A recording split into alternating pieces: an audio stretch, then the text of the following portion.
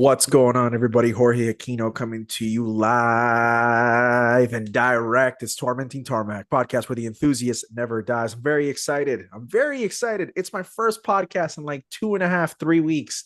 It is the very first one of season number 4. Season 4 is a wild, wild thing to go ahead and even say, let alone just, I guess, conceptualize. But here we are. I think this is episode number 126, which is man. Thank you to everybody that's listened to the first 125, and let's keep it going, man. Let's go get to 250 and keep it moving. My guest this evening is someone who kept her word, and I appreciate that very much, ladies and gentlemen. That's Josie Rimmer, the head strategist over at the DirtFish Rally School up in Seattle, Washington. Josie, happy New Year! Welcome back to the podcast, my friend. How are you? Happy New Year. I'm doing great. Very happy to be here. I feel honored to be the first podcast back. So thanks for having me. No, it's my pleasure. To say that we had a blast hanging out at Velocity would be an understatement. In the many people that I've gotten the opportunity to go ahead and have a chat with on this podcast over the last now entering in the fourth year, I thoroughly, and I don't say this lightly, I thoroughly enjoyed our conversation, and it was very much cut short for a variety of reasons. But most importantly, you had a big dinner to go ahead and get to. That was part of the cool stuff that you were doing at Velocity. So to get an opportunity to kind of catch back up and keep it moving and really get to understand and doing all that you're doing at DirtFish and outside of it is really something that I'm looking forward to. So I really appreciate you doing this and whatnot. So let me ask you. I'm gonna start you off with a really fun question because I actually thought about this on my drive over back home. And as everybody knows, if you listen back to our first episode, Josie, of course, works at DirtFish.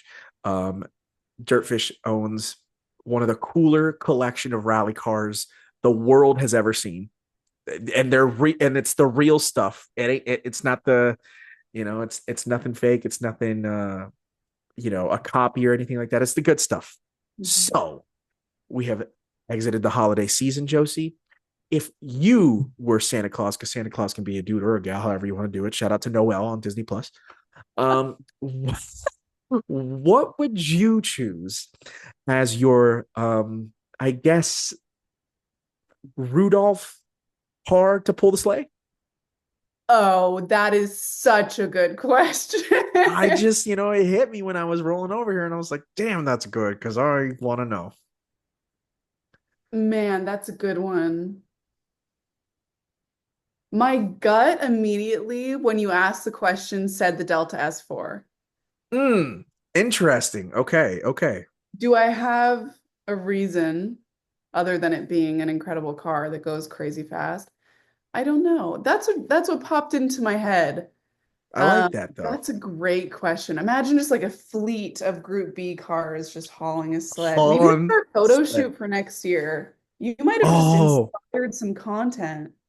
thank you very much, ladies and gentlemen. I charge by the hour, or Yes, all sometimes credit just do goes it to for free. you. Of course. Now we'll go ahead and come right back here to this episode right here when everybody's like, "Oh my Perfect. God, Josie, that was an incredible idea." It's like, well, thank you, Papa Tarmac.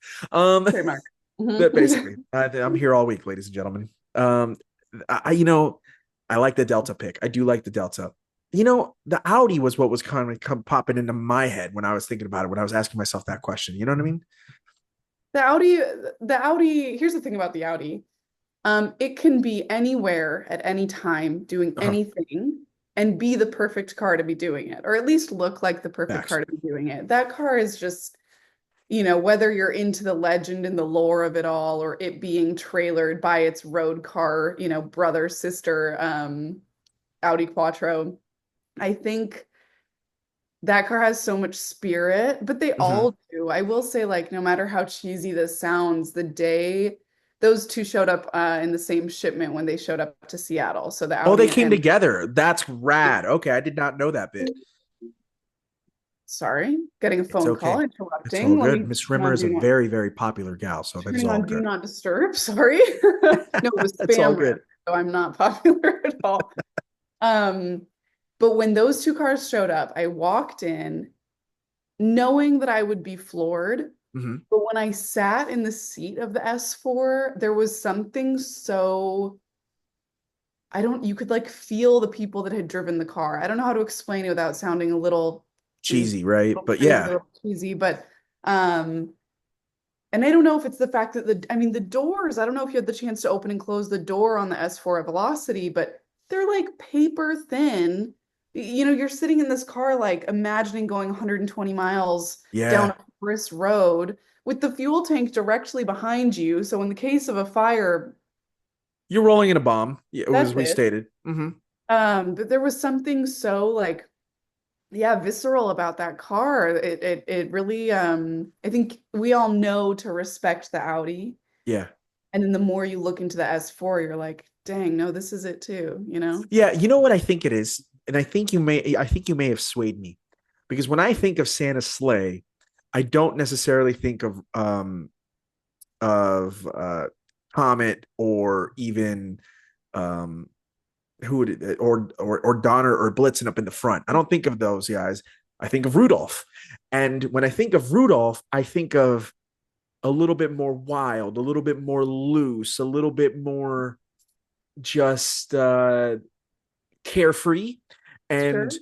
as respectful as I am of the Audi, I think of the Delta more in that light. Yeah. And now that I think about it, I think you've swayed me over that the Delta is more of Oh, that, because it's quite a bit more rear wheel bias than the Audi. So I think we've just answered our own question here. yeah. I mean, the Audi is steady and sturdy, right? So you put him Yes. close to the sleigh. Hmm. Actually, you put her close to the sleigh. Did you know that all of Santa's reindeers are women? I actually did not know that, which is hilarious Um, considering that many of them have what I would consider male true. names, Something including about Rudolph. something about the antlers. All I right, looked it up. Do a listen, Google. listen. I'm pro woman on this podcast. My wife is, queen bee and everything like that. So it would make sense that female reindeer would be the ones that are, Does make sense. solidifying the um delivery of said Christmas toys on Yeah, Christmas we Eve get going into things done Christmas on Day. time, you know? It's That's what it important is. when Clearly. Santa needs that help. That's what it is. Yeah. Basically, it was Mrs. Claus that picked out all the reindeer, and she was like, There you go. Nicholas, this is what you're using. There you So go. I love it. I love that. Can I didn't get a chance to talk to you about this because I was actually getting ready to go. As you know, I had to dip out like really quickly. I didn't tell you, but it took me 12 hours to get back to Phoenix on Sunday that day.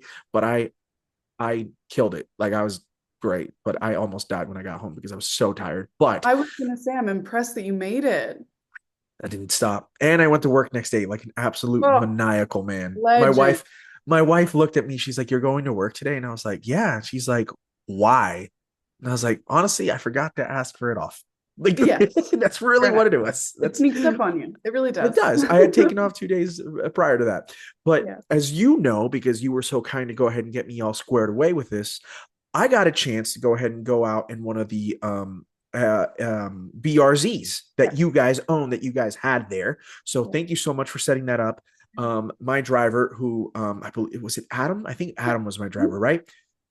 Okay. First of all, let me talk to you about the car really quickly, because I know you experience these cars on a daily basis. So you're the head of strategy over there. Whose call was it to go ahead and do Subaru BRZs for rally cars? Was that your call? Was it, of course, Big Boss Man's call? Who made that call? You know, naming it a call implies that there was like intention behind it, that there was a plan, that there I was think I know a where we're going with this. strategy. Yeah, There was no strategy. The it was. strategy was Hmm. Steve Rimmer of DirtFish, also my dad. He spent a little too long on a boring conference call one day. And whenever it's really dangerous, people really shouldn't invite him to conference calls anymore because when he gets bored, he starts scrolling through eBay, bring a trailer, name any one of those websites. Right. And one day on eBay, during a particularly boring conference call, appeared a fleet of BRZs. We Okay. called Subaru and said, who we had a brilliant partnership with. But of course, at that point, they were selling the STI. Mhm. And the STI is a brilliant rally platform. When you're when you've got the STI in front of you, you almost don't think about anything else because Of it's such a course. brilliant platform that you're good. Why would Uh, you? why would you? But then these BRZs showed up. We called Subaru. We said, we love these things. These are so much fun. Are you okay with it if we promote both drivetrains? And they were like, absolutely, of course. They've always treated us great over at Subaru. Um, but our instructors, were sliding sideways, having a ball, just having the time of their lives. So very quickly, well, the transition wasn't quick. Our incredible shop crew had to spend a lot of time and energy and and investment, of course, Right. on transitioning these BRZs. We had to put roll cages in all of them, convert them to rally cars. They were just stock BRZs. Yeah. So we did all the work on those, and then very quickly got into the planning of developing a rear-wheel drive version of our driving programs. Um, and people ask me all the time, which one do I prefer? And I'm a rear wheel drive loyalist. My race car is a supercharged BRZ sequential gearbox. I would rather, be short a few horsepower, be short a little bit of that straight up and go, Hmm. um, and be more sideways. I love it. It's fun wheel drive, we call it. I like that. Okay. So I'm glad that you went ahead and set that up because I I was supposed to do it Saturday, but they were so busy on Saturday, and I was so busy on Saturday. Obviously, I was recording with you and so many others, and I was like, you know what, Sunday I'm gonna do it before I leave, and so I finally make it on over there, and I didn't have to wait too long. The guys were already waiting for me and whatnot, and they were like, "So you ready?" And I was like, "Yeah, yeah, I am. I'm ready. Here I've I been waiting for am. 2 days. I'm waiting for Yeah. 2 days." It's one of the very few times, other than when you go on a quad in the desert, that I'm willing to go ahead and take up all kinds of dirt to the face. You know what I mean? And I get all squared away, and Adam was like, Adam is amazing, and he's like, "You want to record?" I was like, "Honestly, dude, I would." But I think I just want to experience this and I Yeah. don't want to have anything in my hands. I just want to go ahead and have the emotion because I've never really done anything like this before, other than maybe, you when you go out in your own car into the desert and you do something silly and whatnot. But this is a professional, Mhm. by me. I'm like, let's see how this is really supposed to be done when you're in, riding shotgun and you're a professional, obviously. So you know how that would be.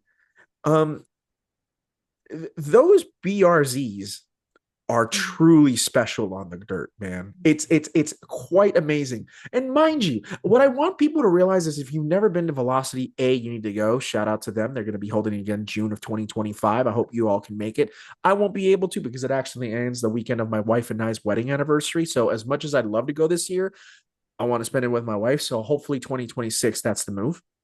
But um, what really surprised me is there is no dirt rally track at Sonoma Raceway, but you guys built the one that was perfectly, that allowed the encapsulation of what should be rally to be perfectly encapsulated. So before I get to my experience, let me ask you this, because again, you're so tightly affiliated.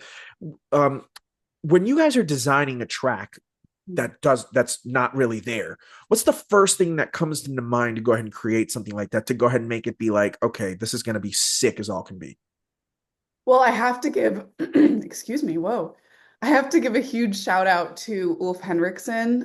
He works very closely with the scenic route. Well, he works at the scenic route, which works very closely with Velocity, and they do all the physical setup of the event, be it from the fake grass that the cars are parked on, all of the layout. They do all of it. They're an incredible, incredible company and built up of incredible people. And Ulf runs that business, the scenic route, which works at Velocity.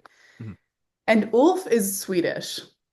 And Ulf has rally baked into his veins. For sure. You can't even walk, or he can't even walk around without you being able to identify that he is a rally person. And we love him for that. And it's because of him that we, Dirtfish, actually ended up at Velocity because he said, "Hey, we've got all these incredible cars here at Velocity already. We've got the track cars, this vintage, blah, blah, blah. Where are the rally cars?" So he's the one who went to Jeff O'Neill and said, "You need rally cars here. I'm going to Dirtfish." And he said, "Great, sounds good." So when we got on a call with Ulf. Ulf very quickly said, listen, I've been scouting out the track. We had gone to Laguna Seca with them the year before they moved to Sonoma. And of course, there's nowhere at Laguna Seca that you can do this. So before the Right. second year, our first time at Sonoma, um, he said, listen, I've been walking around the venue and I've been Google mapping for weeks prior, and now I'm here and there's this old parking lot and it's kind of dusty and parts of it are pretty thick. And do you think we could build a rally stage? And we were like, we're all for it, Right. thinking that it would be that we would have to design it, right? We showed up the day before Velocity, 2 days before Velocity officially started in 2023. And Ulf said, get in my truck. I built us a stage. And we said, great. So we get in Ulf's truck. He drives us out to, for those who haven't been at Sonoma Raceway, if you turn down by like where the Turn 11 building is, on the outside of the track, there's a little side service road that takes you back behind like the back paddocks and then all the way to this giant hillside parking lot. Um, so we go over there in his truck, and his son Luke is running around moving cones and hay bales. And we're like, Ulf, what the heck have you gotten us into? Like, what is going on? Because all we see in front of us, as you know from the beginning of your ride, when Hmm. you first go up to our staging area, you look at a hill going straight up and you can't see anything past it. So Right. we're like, oh dear God, he's starting us on a jump, you know? What is this going to turn into? Right. So he takes us for this lap and he turns to us and he's like, so does that work? Like, could this be a stage? And we're all trying not to be car sick because rallying around a stage in a truck is traumatizing. Absolutely. But he had basically done it, you know? What we look for when we're building a stage is a good mix of experience. So whether that's tight and technical, big open flowy, you really want to, especially for a shorter thrill ride, you want to let the passenger be able to experience all of the car feel. Um, and that was what Ulf had integrated. We did Hmm. have to change a few corners because they were some big errors could have occurred. And because we were on new ground, when we don't know that material, when we're not fluent with that material, we don't like to Yeah. take that risk. So, and of course, hot, dusty Sonoma, the more you run, the dustier it gets, the bigger the ruts. Right. It's completely different than what I would imagine the environment being up in the Pacific Totally, Northwest. Exactly. No, that makes total totally. sense. So we always, obviously, the priority for us, no matter where we are, what we're doing, what vehicle we're in, is safety. Um, so we just kind of tightened it up a little bit in those aspects. And that's what we would do with any course that we build. Obviously, we always want to make sure that if something goes wrong in any high risk area, we have runoff, blah, blah, blah. But Ulf, I mean, again, a giant shout out to Ulf because he set us up. And this year, he had this really cool design in 2023 that the course went back on itself, which was really great, but only allowed us to have one car on course at a time. So this year we shifted Oh, that around so that we could have multiple cars going, which is a fun experience. You're yeah. flying down, you know, the other brilliance of this track, this course in particular, is the elevation change. Hmm. Uh, you're going up, you're going down, you're going backwards, you're going sideways through a gate, you know? I mean, That it's was, yo, that was so sketch. I know. It's a little. I drove thrill rides in 2023 at Velocity in Sonoma, and every time I went through that fence, I was like, "Cross your fingers." What's so amazing about everything that you're telling me is when you look at it and when you experience it and when you think to yourself, okay, they're making a track of some sort here, you think that they're going to have to add extra dirt. They're going to have to add extra sand to really make this into what it needs to be. And the fact that you're telling me that that is all natural, that the only thing that you guys added were literally the cones and the hay bales, and everything else was the actual layout of what's left up there at Sonoma is actually pretty remarkable. Isn't that Because wild? dude, I had no idea. Because genuinely, I thought that that was more man-made than what it was. Yeah. Um, and And most that of the time just, it would be. Most of the places that we go, yeah, it's a big commitment because we for do need sure. the machinery, the material, all of it. And we normally have to layer it and layer it and layer it on top of pavement. So Yeah. it's just the coolest opportunity.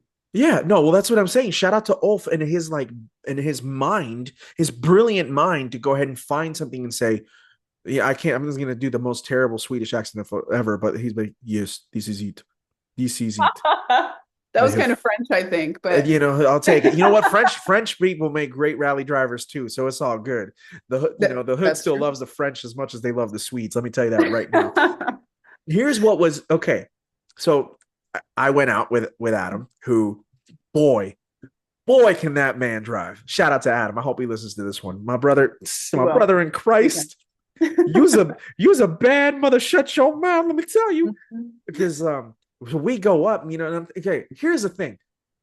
I've never done real rallying before, but when I think of real rallying, just like you do, like when you really think of old school WRC and stuff like that, you think about like 600 horsepower, like Focus RSs that are like ready to go. Like I think of the stuff that you brought, which is real 500 horsepower, 2,000 pound psychomaniacal things. Yeah. And then when you're getting ready to go out in a 2,500 pound, 210 horsepower on a good day. By the way, these cars are having the snot driven out of them. So that's why I say on a good day, right? And the fact that he was able to do the things that he did, like I was like palpitating, man. It was insane. Josie, he goes through that gate, and it's one of the very few times where I said to myself, I think my insurance is paid up. Like, thank God I have the best health benefits that the state of Arizona can possibly offer. And so you go through that gate, and then so you're going around, because again, you're on the north end of Sonoma, and we were cooking. I think that once you come out that gate and you go ahead and get back on the gas, I looked over and I'm pretty sure. Now, granted, of course, the gauge can be off, but like we were going anywhere between 60 to 75 miles an hour around, coming straight at full throttle, right? And then hits the e-brake again. And so that big right hander, like I think it's like off camber, kind of coming downhill a little bit, if you will. It's Shit my scary. pants. I Yeah. shit my pants because I was like, oh boy. And Adam was like, I almost overkicked it on that one. I was like, wish you wouldn't have told me that, but I'm perfectly See, fine with that at but the same time. I will say, if you're ever, I'll only speak for our dirt fishies, but if you're ever in a car with any of our instructors or any of our team and you hear us say, "Oh, almost lost it on that one," or I'm "Oh, sure a he was little messing with you. wide," no, it's a compliment because we only push that hard when we know that the person in the passenger seat is up for the adventure. We will not I ever, appreciate that ever do then. anything to the point of being unsafe. I But told Adam, let's go for it. I told him to go ahead and just take me out. And we met the day before. You obviously introduced me to him. So I know that there was like, yo, this guy, he's earned yeah, a hard rip. And I was yeah. like, that was wild. When we were done, I got out of that car and I was like, it's a damn shame I'm not going to experience anything like that for a while because like I was like, whoo. Yeah. And it's I don't know what impressed me more. And I'm curious to get your thoughts because again, we talked about the BRZs. I don't know what really impressed me more. The power band of those cars, considering how little power they make, Mhm. or the I guess the balance. What like you've got a supercharged one. What impresses you the most? Is it is it like being able to go ahead and stay in throttle with that much power, or is it the balance of the car, or is it a mixture of both? I always say that the BRZs are dancy. They Um, really are. BRZs and FRSs are both very dancy, 100%. yeah. And I'm like imagining I'm driving right now. Y'all can see Chelsea's face and her focus. It's actually hilarious. I love it. You can see me, I have to like visualize. Um, this is one of the many reasons that I think the BRZ is a severely underrated race car. 100%. Those little things, not only do they move, but you can be so much more specific with what you're Mhm. asking. You're walking on a thinner tightrope, I think, in the sense of risk. Yeah. The spin out rate is significantly higher, but you can operate that entire car on throttle modulation. Mm-hmm. Um, we always say at Dirtfish, you drive with the brake, really, is what you do, because the important part of any rally car is the weight transfer. So Mhm. you got to get the weight on the nose if you have any opportunity, or you want any opportunity to break the rear end loose. Um, but in the BRZs, it does hold through that in the STIs or the all-wheel drive vehicles, if in doubt, throttle out, Right. don't use that in your daily driving practice. But it is true that if you're bogged out in a corner in the middle of the woods in an STI, for the most part, if you lay the throttle down, it'll pull you straight, um, Absolutely. or you'll understeer. In the BRZ, the threat is the opposite. You lean too far into the throttle and you've spun out in the trees. But when you get that balance, to use your word, correct around a corner, it is the most magical feeling in the Magical world. is the word that I had in my head right now. Totally. And it's really cool because, when you're in it, sometimes time slows down a little bit.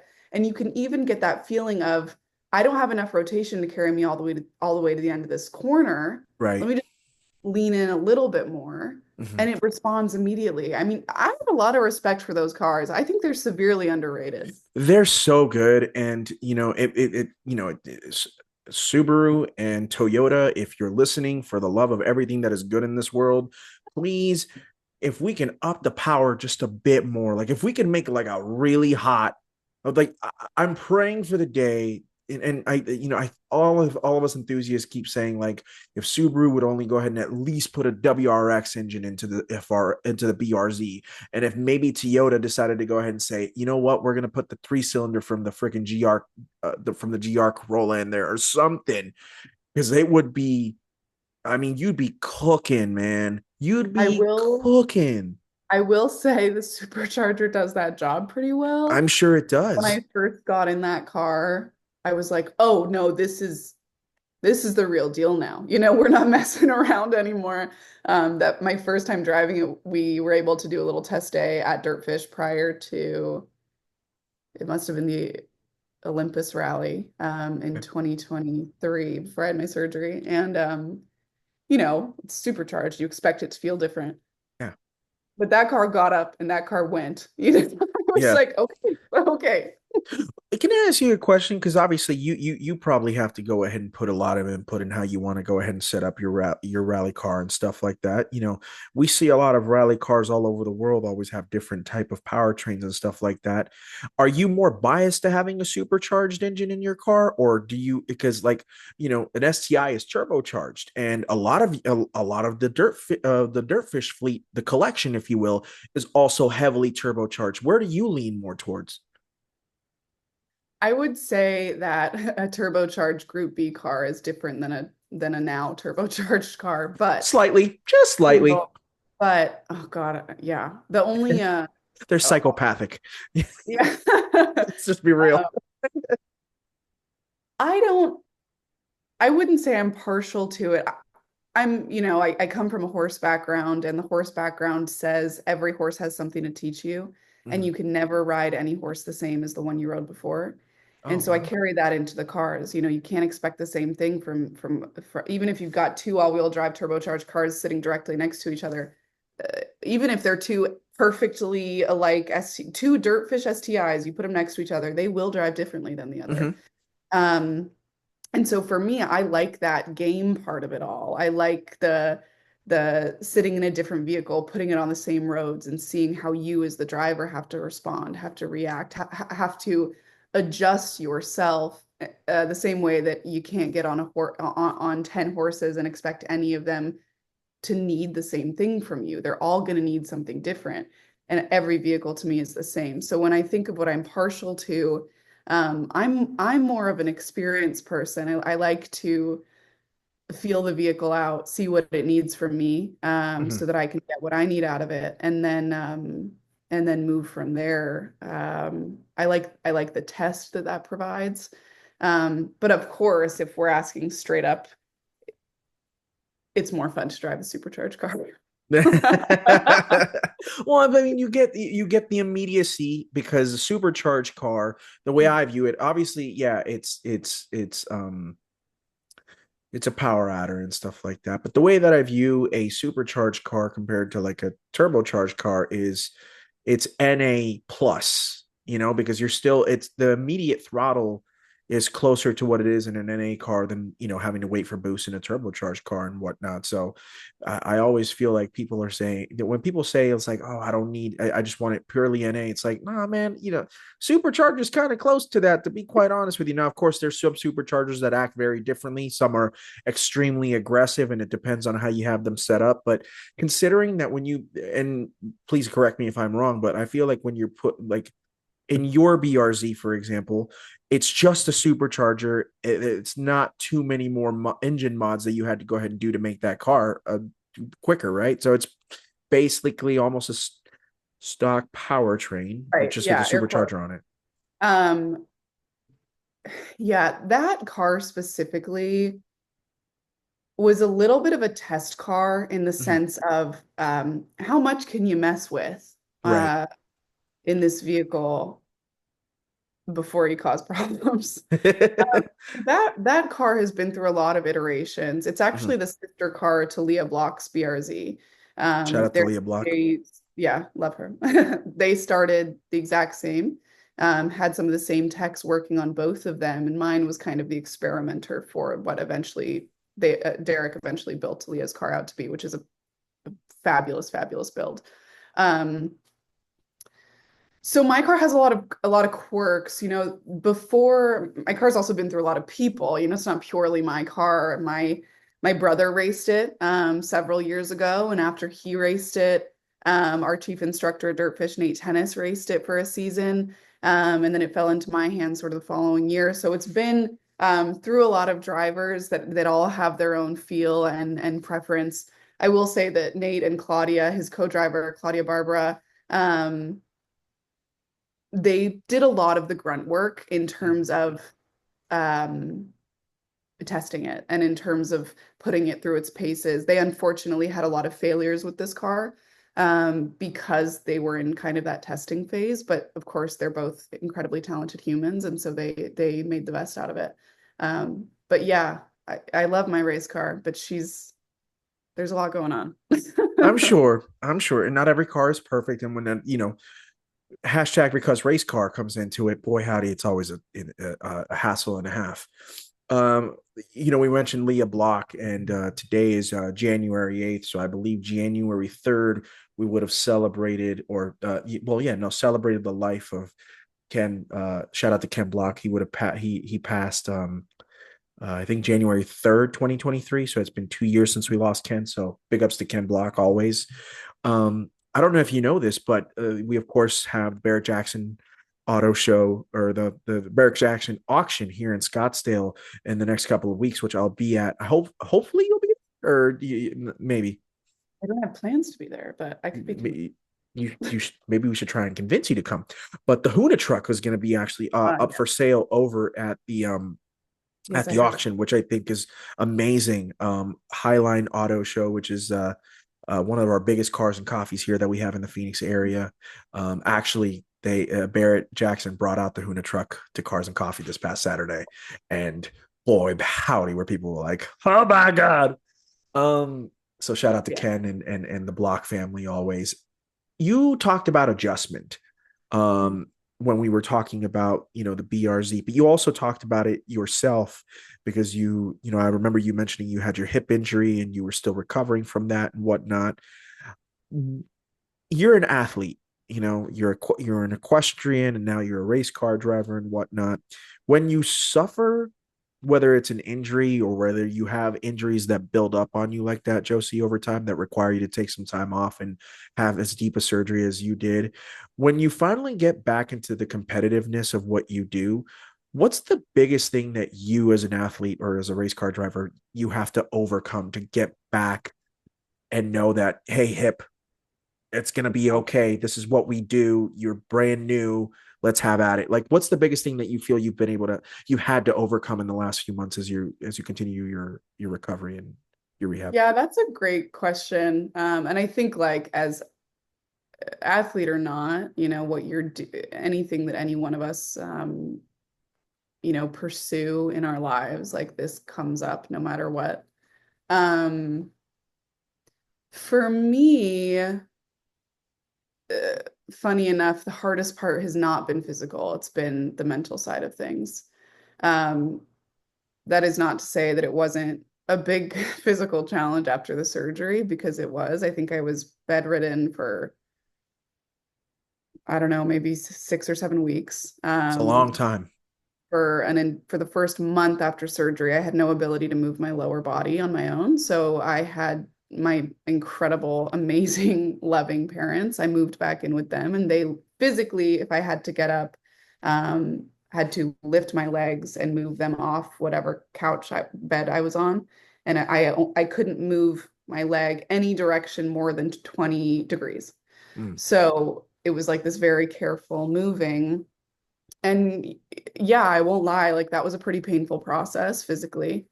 But for me, the mental side of losing the ability, losing the independence, knowing that you're very suddenly reliant on the people around you, that was really hard for me.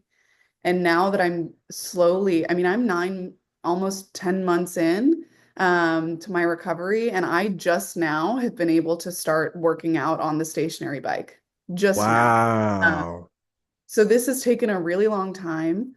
That patience is tough, but I think, for me, especially with some of the coaching that I had at a young age riding horses, and for most athletes or many athletes, you're taught to identify pain as a part of it, Mm. uh, and as an insignificant part of it.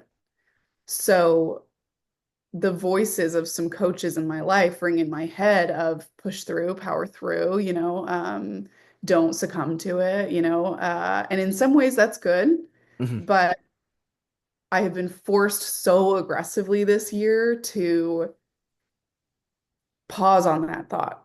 There hasn't been space for it yet. Just now I'm at that point where I can start to push myself a little bit. Like I got 5,000 steps today, and that's like big for now, but I was used to getting 20,000 steps a day. Sure. Um, so that's the part, is feeling like you've lost that physical ability, feeling like you've lost. For me, it was really tied into a purpose. My independence, my physicality, my sport had always mostly defined who I was. Whether or not that's a good thing, I don't know, but I allowed it to own who I was when I walked through the world. Um, and so it's been a mental battle to like remind myself that, you know, I am bigger than just my, sport, or Mhm. my the win or the blue ribbon or whatever you want to identify that as. But um yeah, and now the hard part, that I'm getting some of the physicality back, some of the normalcy back, is that it feels very natural to just want to go back to what I was doing, the level I was doing it at, getting 20,000 steps a day, working out for 2 hours at a time, Right. riding 6 horses in one morning session, whatever that is. Um, and I can't. And that is one of the most obnoxious first world problems in the world. But all of that is to say that it has been a really good challenge for my brain and for my mental space. And I'm the luckiest human on earth that I have the support system that I have, that I had the surgeons that I had, that I have University of Washington right up the road. I mean, um, I'm really lucky, and I'm grateful that I'm now in the back on the uphill climb. So I love that. First of all, shout out to the Huskies. Even though they stole U of A's football coach, and all of a sudden we went 4-8. But whatever. The disrespect is sorry. crazy. That being said, shout out to University of Washington. My sister lived in Seattle and Tacoma for a while. She served in the U.S. Army as an Army nurse, and she was there in the midst of the COVID pandemic. Oh wow. And all that. Wow. So Kudos to her. my sister's a G, the captain. She hates it when I call her that, but she really is. So shout out to Captain Aquino Tranfaglia. Um, I want to ask you a question, a two-part question. A, you talked about that you don't you have learned to not let your sport or your activity define who you are. So my question to you is A, how do you choose to define yourself now? B, what do you think is going to be going on in your heart and in your mind the moment that the doctors give you the full clear go ahead to say, you can race, Miss Rimmer? Yeah, chaos. Chaos will ensue. I Uh, love that. That's God, a, you're full of good questions. they call me a pretty good interviewer every once in a while, Like Josie. That's what it's they say. I don't know we're how getting true really they are, deep but now. We're getting really deep. It's dark outside. My garden lights are on. It's like very moody it's over here. season 4. It's no longer about the surface. Now, today Getting we do serious. psychology and sociology experiments, I like dog. that. I like it. Yeah, next session we'll be hypnotizing each other. Do it. You can hypnotize me into actually believing that I can drive a race car. I'm down with that. Just come to DirtFish, we'll teach you. It's I easy. will. Listen, I am happy to go ahead and buy a ticket and head over and go for a rip with you guys and Make be that there happen. all day and literally just record podcasts with everyone and anyone who wants to. So we might just chat about that off air, but I will Oh, let yeah. you answer that question, my friend, because I'm really looking forward to this answer. Okay, so how do I define myself now? God, that's really a good question. I am trying to lean into, you know, the pursuit of the Dirtfish Women in Motorsport initiative is all about elevating people, Right. elevating the women that have done it, elevating the women that are doing it, elevating the young women that are thinking about it, that are interested in it, that are trying to find an open door to get in. Um, and I'm really in all realms of my life right now. That sentiment is something that I'm leaning into. How can I elevate the people around me? How can I open doors for the people in my life that I know are ready to take the next step, whether that's, in the motorsport field, whether it's in the equestrian field, whatever that is. How can I um, be a part of them, raising their platform a little bit more? Mhm. That's something that is becoming more and more important to me. I also think that when you get coached your entire life from a very young age, um, you constantly hear every single coach's voice in your head, no matter what situation you're in. And I'm trying to work through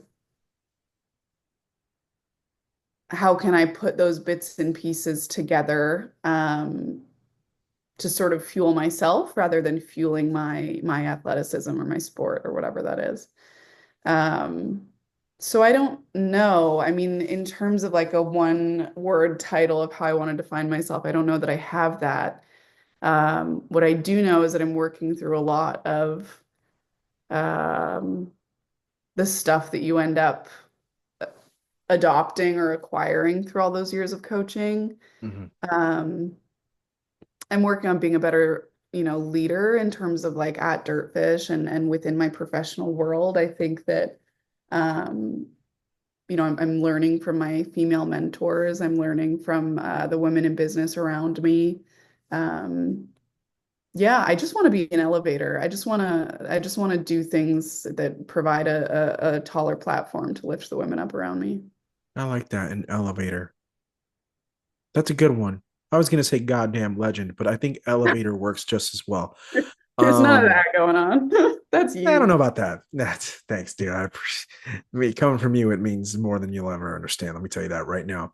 Oh, you're creating something really cool. Like, don't sell yourself short. You have Thank you. this very unique energy that people are clearly drawn to if you have 125 episodes. Okay.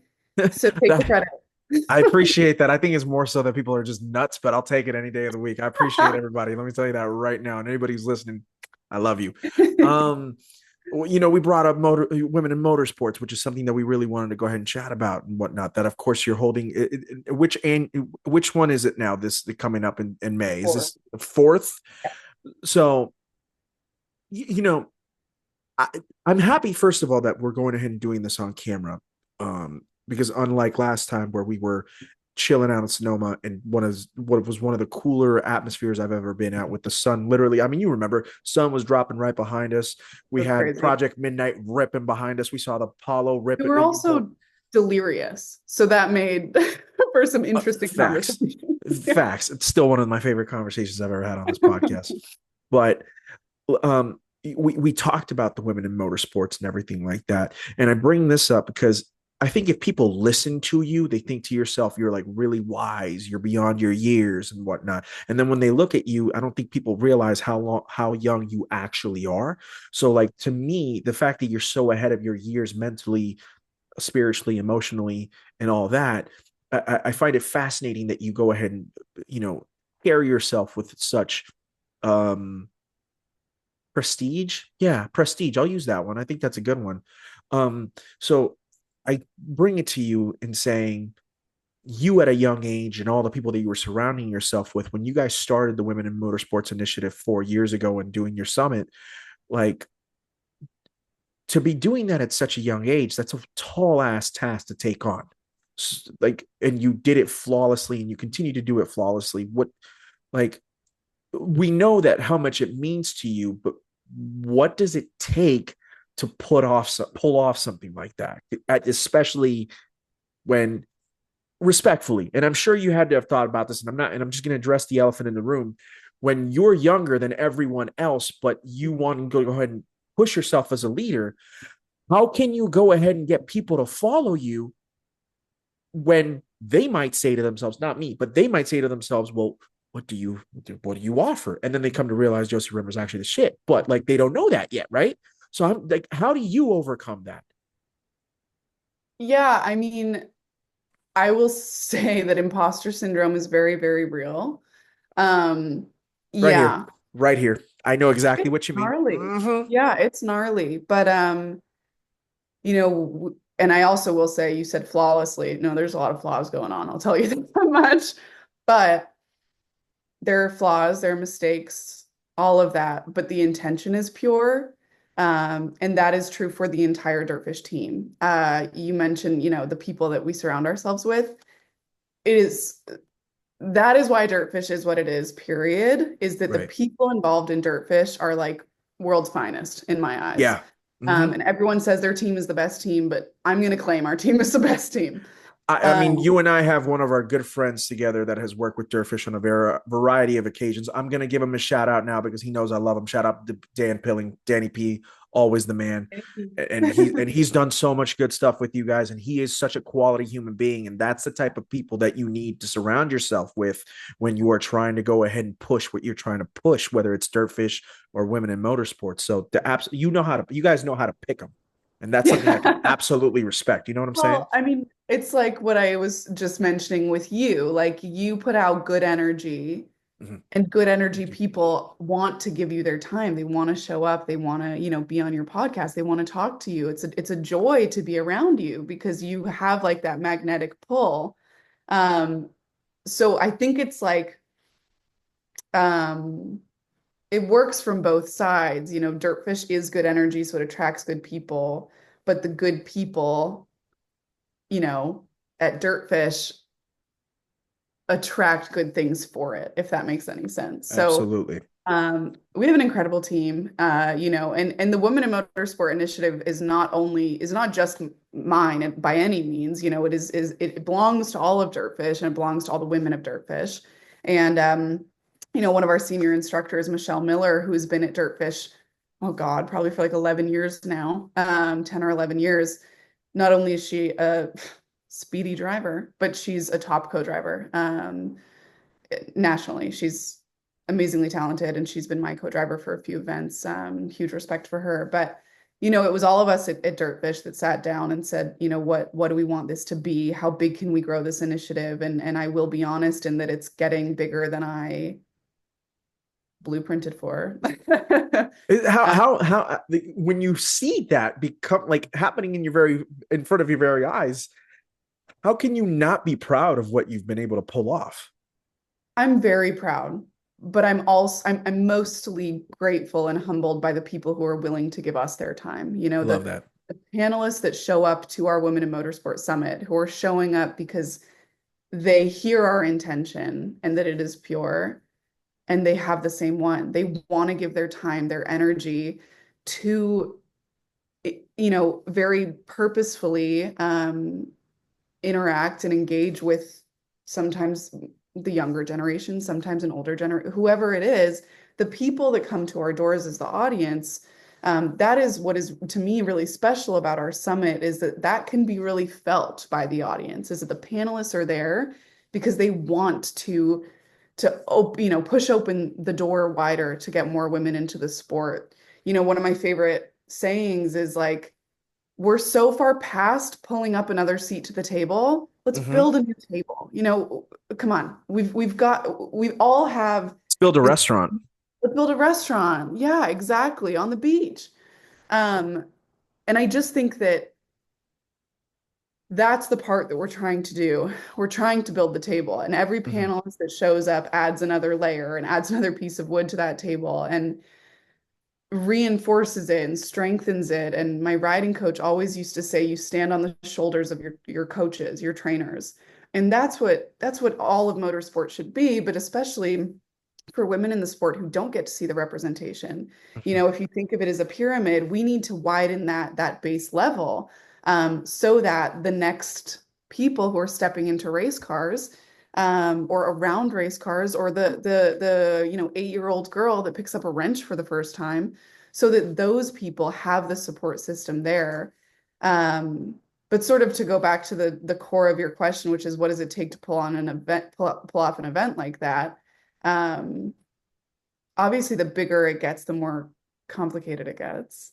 Slightly. But again, it's our team. Mm-hmm. Each one of us, we're in meetings every week, and then in the months leading up to the summit, multiple times a week. Um, Really, at the core of those conversations is, how can we broaden our impact? How can we bring more people in? How can we expose this conversation to a new audience? And even if that audience doesn't care at all about motorsport, what matters is seeing women holding the microphone. Mm-hmm. And that matters for not just women, that matters for everybody to see. So, this year, in years past, we've had amazing panelists again that have been willing to donate their time and energy, and um, spreading the love. And this year, it's going to be no different. This year, thanks to the amazing people at the LeMay Automotive Museum, they've actually invited us to have the summit at their venue. Oh, that's sick. Yeah, huge shout out to them. We've officially outgrown DirtFish physically in terms of the amount of people that show up. How many do you expect to go ahead and show up for your 2025 summit here? I'm gonna guess comfortably to fit in that room, we probably need to cap it at 350. That's crazy. Yeah, and this past year we had about 500 people show up. So get your tickets as soon as I launch them. I'm just saying, put it Um, out there. so 350 folks is what I'm assuming. Mhm. We do have an amazing panelist lineup that I'm not allowed to talk about yet, but I will say that we've got representation from various forms of motorsport, including, rally, track racing, maybe some Formula One. There's a lot of exciting stuff happening. So. Shoot, I mean, you already had me at rally, but you mentioned F1, girl. Man, that's sick. Um, that's amazing. Because I know you pour your heart and your soul into that. I feel like that's probably the more important than even the racing itself to you. And that's something I can Yeah. really truly admire and respect. And I'm just going to say this right now. If any sponsors are out there listening to this and you guys want to get involved, hit up Josie Time. on Instagram, to shoot her an email, to reach out to DirtFish in whatever way you want to. I don't think that you don't want to be a part of this. In the same way, like, we're living in a really interesting time, Josie, where women in motorsport is no longer oh, will we ever get it? It's how many can we get in there? Because we like the W series. Some people might look at that and say, "Oh, that was kind of a failure." I view it as a success because it got people in the door and whatnot. And I'm still listen. I think that in the next 10 years, we're gonna go ahead and see maybe one, at least one for sure, maybe even two female drivers on the Formula One grid, because we've already seen it on the Indy in the Indy series. Of course, Danica Patrick walked so everybody else could run. In NASCAR, you got Haley Deegan killing it in that she was doing the truck series, and I think she's going to be moving into. I hope that we get a chance to see her in the Xfinity series relatively soon. Leah Block and obviously Jamie Chadwick, of course, the GOAT right now. That's literally the first thing that comes to my mind. Jamie Chadwick is she can rip. I don't think people understand how good Jamie Chadwick really truly is. Yeah, I mean, and you've got these development programs coming up like F1 Academy, I Yes, of think, course. Shout out to Lewis Hamilton for being one of the front runners of that. and Susie Wolf, give Susie And Wolf. of course, Susie Wolf. Come on, I can't. You will never hear not an inkling of hatred for Susie Wolf. We Susie love Wolf is loved and respected on this podcast. Damn it. we love Susie Wolf. Mm-hmm. But we've identified that one of the initial barriers to entry to the sport for women is a simple lack of introduction or lack of exposure to the sport at a young age, the way that young Yeah. boys do get. But the other thing is, that ripple effect means that for the most part, women that get into the sport will get in at an older age, which I put in air quotes because older in motorsport means like 14 instead of four, I was going to say your teenage years. Right, right, right. Right. So what Susie and F1 Academy are doing is bridging that divide. She's filling up the cup in terms of providing the training opportunity that was not provided earlier. I think that Mm-hmm. one of the dangerous thought processes that we get into, which is a self-fulfilling prophecy, is okay, we want a woman, we want a female a champion. We want Formula One to have, let's say, Jamie Chadwick on the top step of the podium, which obviously we want. But we fast forward the training program to make it happen now. And what we forget is that the bridge hasn't been walked over yet in terms Mm-hmm. of the training opportunity hasn't yet been provided. And I'm speaking generally, not about Jamie, but that's the part that's missing. And so we expect women to enter the same game, play on that same playing field, that they absolutely will be ready to fight for that top step of the They're ready podium. now. But you can't expect them to be ready with a tenth of the training that the guys have had, right? So for Or the me, funding. right. That's the beauty and the giant opportunity that Susie is granting with F1 Academy, because the other part is motorsport is one of the only sports in the world that has no inherent gender bias. The car does not care who you are, who's under the helmet.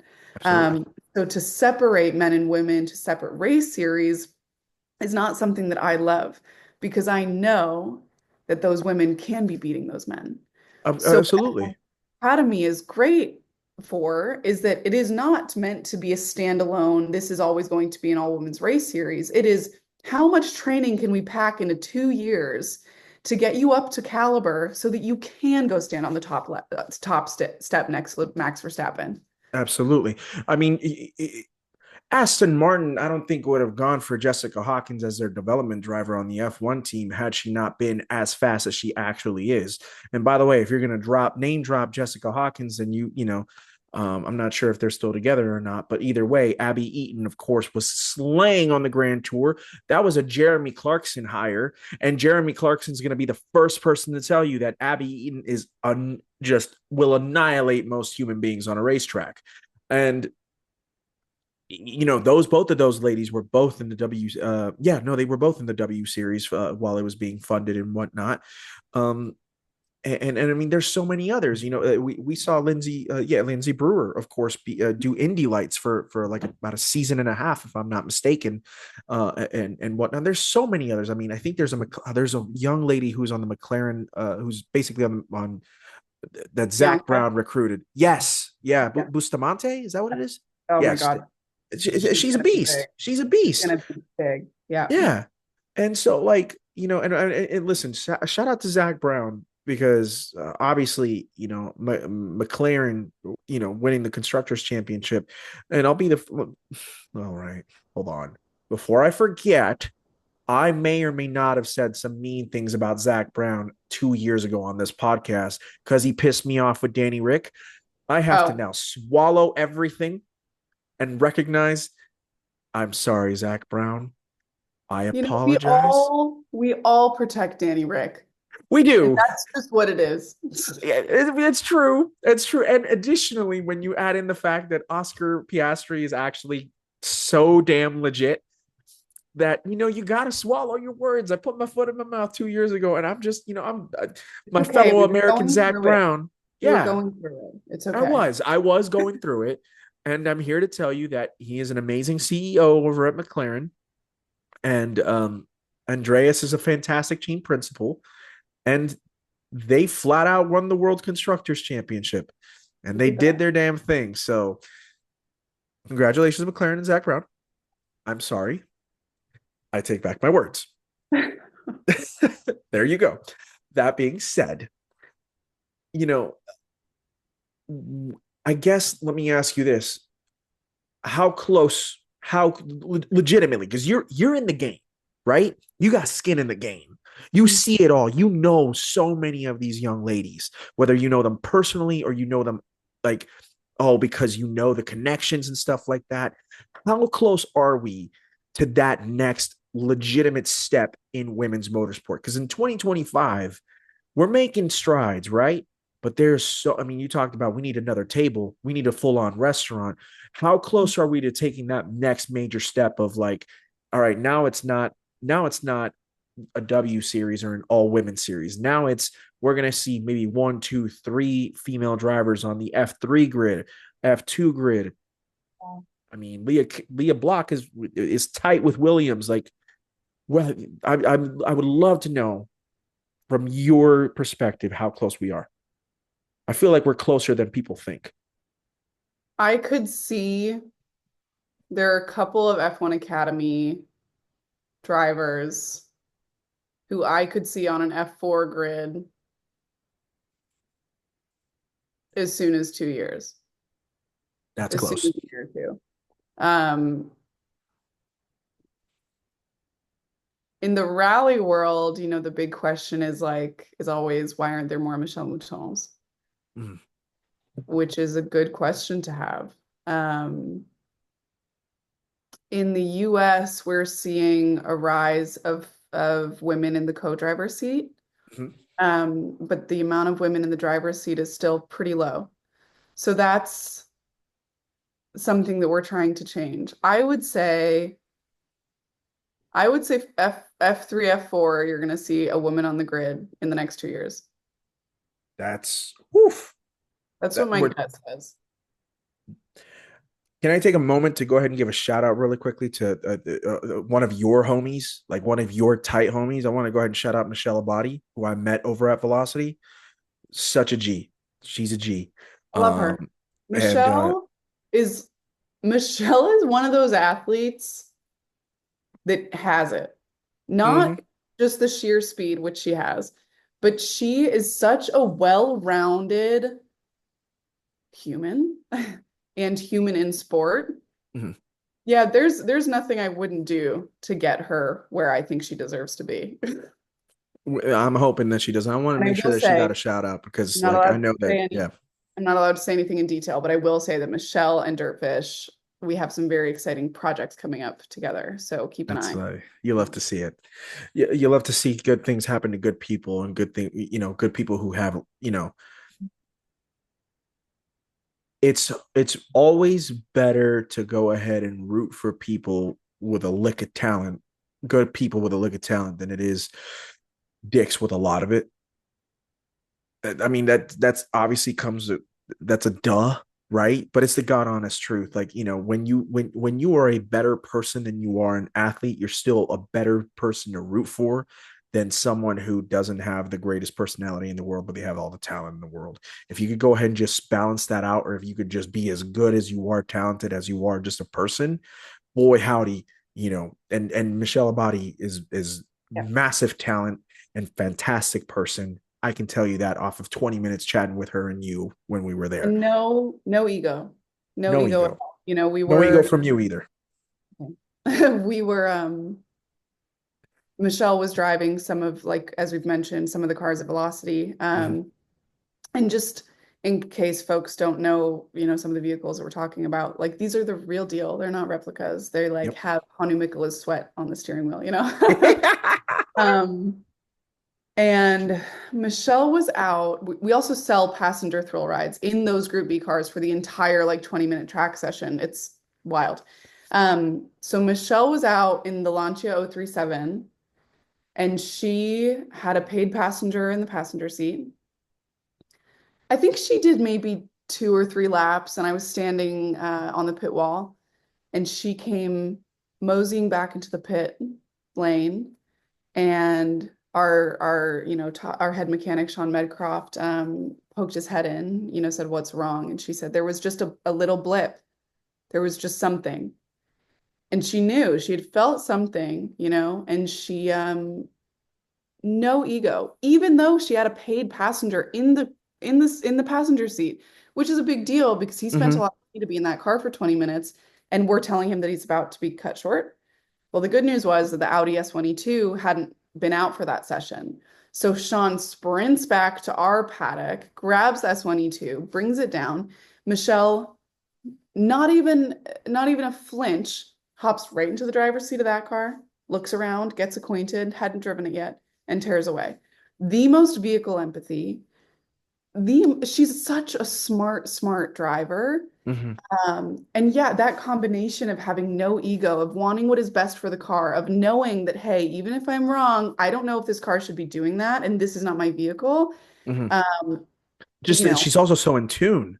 She's so in so tune. She's so like that's yeah, really I delicate. guarantee you 95% of drivers would not have pulled it in at that feeling. And there was an issue. And it was so subtle that even Sean said, like, he's wildly impressed that she thought to bring it in. That's really cool.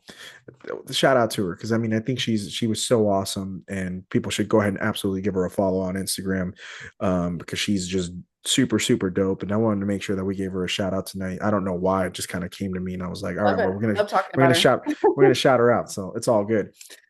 Um, okay. I remember when you were on the steering committee with, of course, if we're gonna shout out DP, we gotta shout out Ryan Barkey. Yeah. All right, because again, Ryan Barkey, that's my guy. DP's my guy. You have a car that I didn't get a chance to go ahead and talk to you about when we chatted at Velocity. And it's an older one that I think I remember what it was, but I want you to tell me what it is because if it's what I think it is, I'm going to go ahead and just cry. Remind me of what that car is. Not the truck. We're talking about the car.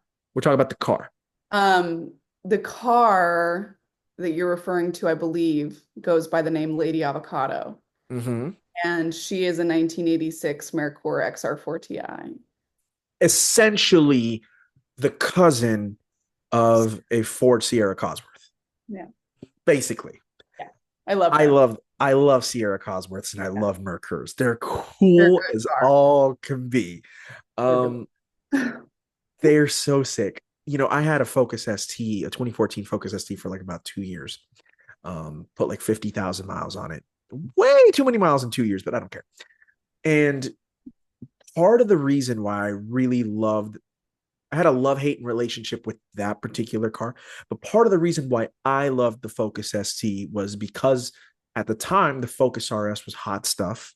yeah. But then also I fell in love with the Cosworth stuff from the 80s and the 70s that Ford was making, again, a Sierra Cosworth, a Mercor, an Escort Cosworth, Mhm. whether it's the 90s one or the 70s one and stuff like that. By the way, there's somebody out there who went ahead and did I don't know if it was, I think it was not a Ford Escort, but it was a hold on. I'm gonna look this up because I saw it on Haggerty and it was sick. It was a Ford, a 74 Ford Capri, and they took out the V6 and they went ahead and Uh, put in a 302 V8. Oh, 340 I horsepower or something like that. Sick. love Sick. that. I know. But I loved the Sierras and the Mercors and the Escorts and stuff like that from back in the day. Like they were rear wheel drive. They weren't front wheel drive. And then you can go ahead and get the Escort with all wheel drive and a fat turbo and stuff like that. But that's a truly special car that you have. Is yours right hand drive or is it left hand? Mine is left. Okay, cool. So it's Cool. I assume is it a Canada car or is it a US car? This one is a US car. Okay. It's gone through a few hands, but the most recent guy who had it seems to have tracked it, As they should. which was a little interesting. It's a rally car. She's restored to her rally glory now, but currently is sitting with a blown rear diff. I mean, that happens. Do you daily this around No, Washington at no. all? Okay. You know what's really funny is again, Sean Medcroft is a terrible influence and a good influence, but of course he was like, Yes. I was looking at not seriously. I was like Mm, poking around. This is before the BRZ at like, what would a fun race car be? And I was largely rally crossing at the time, right. training up for stage rally. Real quick, can we define Yeah. what the major differences between rally cross and rally is? Because there's an enormous difference. And there are two forms of rally cross, so it gets They confusing. are. So Oh, there is. You're right. Yeah, yeah. there's rally cross in the Travis Pastrana world, which is nitro cross, which is Mhm. insanity, and it's jumping over crazy jumps and doing flips basically, and it's insane. Travis is Normal the man. rallycross, normal rallycross happens on a closed course. Yeah. So we work with our local Northwest Rally Association group, and they actually are believed to put on the biggest rallycrosses in the States. And yeah, so it's closed course, very tight and technical. You race for time. You're not wheel to wheel. It's one at a time. Courses can be very tight and technical. You get penalties for they put out cones. It's like autocross. Right. Uh, if you hit a cone, if you go off course, blah, blah, blah, you have time penalties. You usually get to race like 6 laps per day, and then your combined time is of course your result. So much smaller scale. You know, Northwest Rally Association does a great job running these events, and they run the biggest one, Rallycross Fest, at DirtFish in the summer. And at that one, it's cool because they have two different courses set up, and you get to transit between them, Okay. which is more like a stage rally in the sense that on a stage rally, you're competing on actual forest roads. So a lot of I the was gonna time, say there's a lot more tarmac in rally cross than there yes, is in regular rally, there correct? can be. Yeah, Yeah. yeah. Autocross is all tarmac. Yeah. Of Rallycross tends to be course. a mix. Yeah. But stage rally, most often happens on like old logging roads in the middle of the woods, and you transit between stages. So a stage can be anywhere from a mile to 25 miles in the middle of the woods. And then once you compete one stage, you have to transit on public roads in your race car to the next stage. You have a certain amount of time allocated for you to get there. If you show up Mm. early or late, you get a penalty. Um, but yeah, the big part, and you'll race anywhere from 6 to 12 stages in a day. So they're long, long race days. Stage rally, you get to go on recce the day before you compete, where you drive a non-race car. So like I drive a Ford Escape and I sit in the driver's seat and my co-driver, let's say Michelle, is in the passenger seat. And we get to drive through every single stage road at maximum 30 miles per hour. If you go higher, they can track you and you get in trouble. Maximum 30 miles per hour. And the driver is calling to the co-driver the notes that they want to hear while you're flying through the stages speed. So, you know, it's like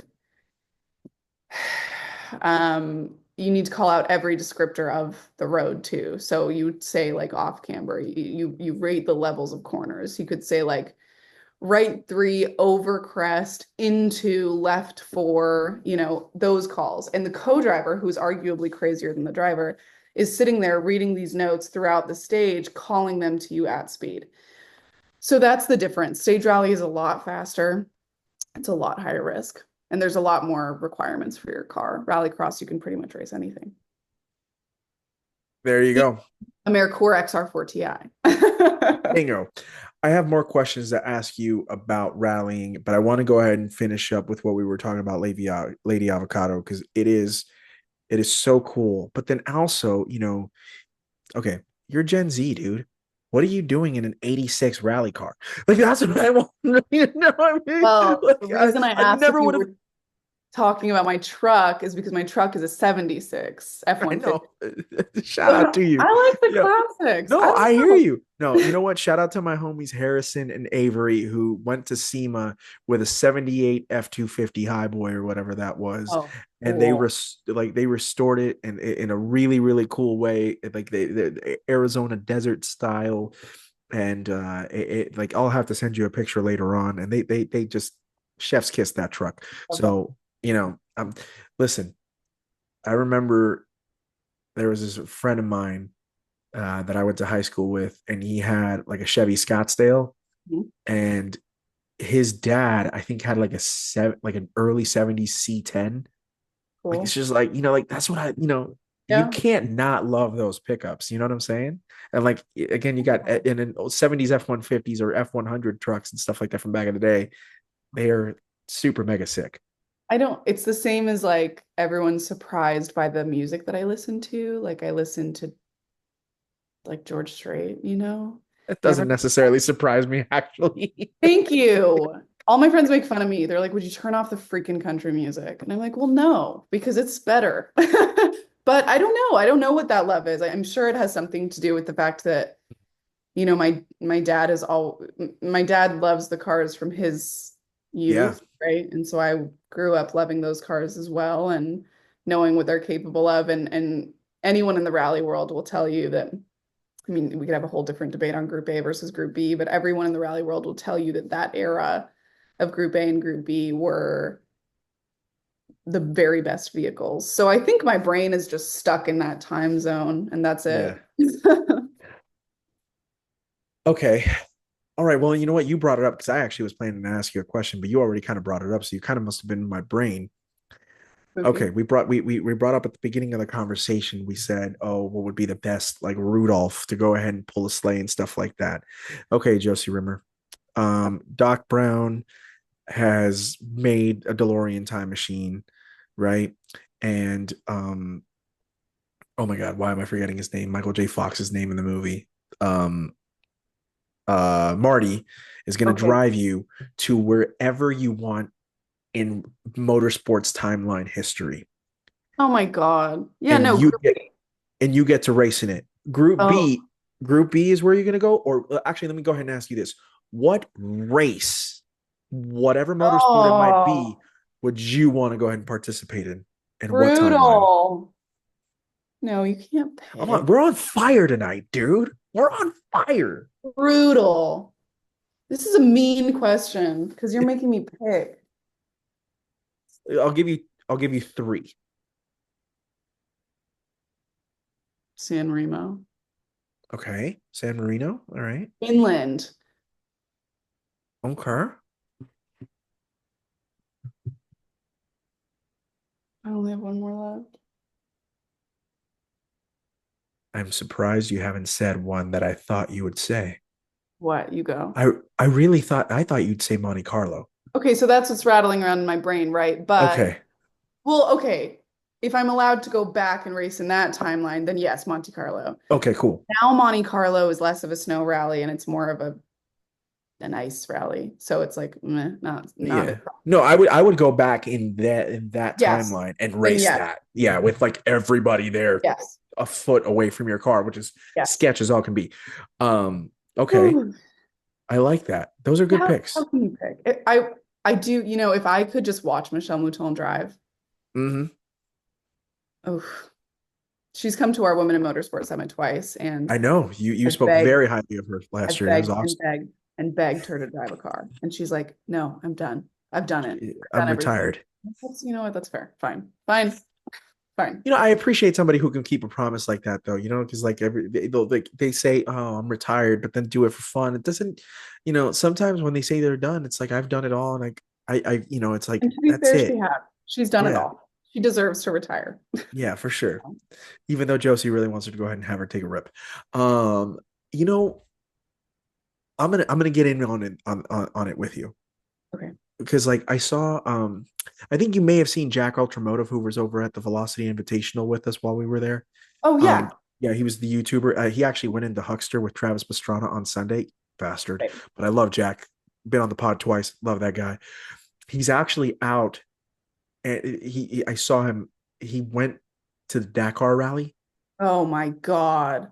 Yeah, I would kill to go ahead and do the Dakar rally back in the day.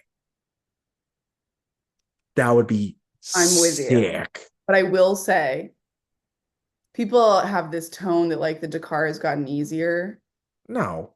No, my girl Sarah Price just spent 48 hours stuck in the desert Mm-hmm. because she had a mechanical, and well, maybe 24 hours in the desert, but they were out on a 48-hour stint. 24 hours Either is way, it's the it's full crazy. day. Yeah.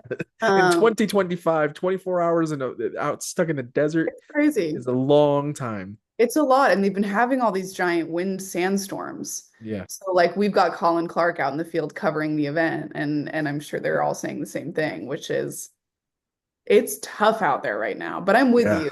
See Dakar back in the day would be something cool. That would be Okay, so something. that's one. Yeah. I'm gonna say any motorsport. Okay. So the old school rallies that they would do like back in the 30s. What is it Yeah. like that? Those like London to like Mhm. there was one London to like somewhere in Africa or something like I can't remember exactly what it Yeah. was. It was Morocco, wasn't it? I think so. So there's Yeah. that one, and there's also the Camel Trophy ones that they go ahead and used to do with the Land Rover Defenders. Yeah, those are cool. That's I would do that. That I would do Those are good that. choices. Those are good Yeah, choices. I you support know. that list. And then honestly, I, I mean, I can't not say Monaco back in like the 70s or the 80s. Cool. Like like actually be ripping a Formula One car through Monaco. That would be something insane. Yeah. Yeah, we got So that I we think those got are to good drive choices. that track. We got to drive that track just in a rental car when we went for Rally Monte Carlo in 2022. How was it? Does it like even if you're doing it in a regular car, does it still give you like, oh my gosh, it's still a Yeah, track? yeah, Yeah. Is it yeah. closed off or is it you are you going through No, is you it can. traffic and There's normal? a couple like spots where you can see they have permanent marks kind of on the outside of the road, Yeah. but no, largely you can drive the course, and it's crazy. It's crazy. That's so rad. Yeah. That is so rad. I remember watching a video of Car Throttle a few years ago when Danny Rick and Nico Hulkenberg Mhm. were the Renault drivers and stuff like that, and they were taking like Renaults, and it was the course because it was like Monaco weekend, and they were ripping in these like not the R5 turbos. What's the current gen ones? The Renault it doesn't matter. The cool hot hatches that they just Mhm. um stopped making a couple years back, they were just ripping those through Monaco. And I was like, that is a life that I would like to live. Just good stuff. You mentioned, Josie, um, you feel that arguably co-drivers may or may not be crazier than the drivers themselves in rally. Mhm. You watch a rally video of a car going at stupid pace. Like we're talking like 90, 110 miles an hour through dirt and stuff like that. And my understanding is, they're calling out these turns several turns ahead. But you as a driver are the ones that are visualizing the turns that are upcoming. I believe that you have done both ends. Mhm. You doing this professionally, what do you believe is more difficult? Or if that can't be answered, what do you think makes them um what do you think makes them each so special? So I'll let you answer it however you please because I see co-drivers and I'm like, yo, I can't understand a single word that they're saying over the microphone. It's because it's wild. Well, yeah. Yeah, I mean that's so I have not done co-driving in the sense that I have not co-driven for in a competitive sense for a driver. You've just That done it on the stage. Yeah, that is due to the fact that I am too much of a control freak to be able to do that. Um, that's fair.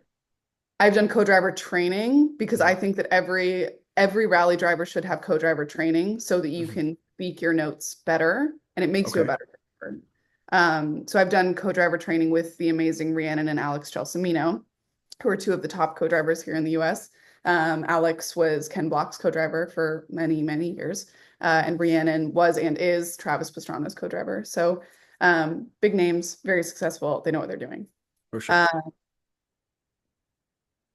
I it is such an interesting sensation the more fluent you get with co-driver notes. And I have to say the word fluent because it essentially is another language. You have to learn a whole new vocabulary and make it apply to your context with another person. It's a really strange sensation.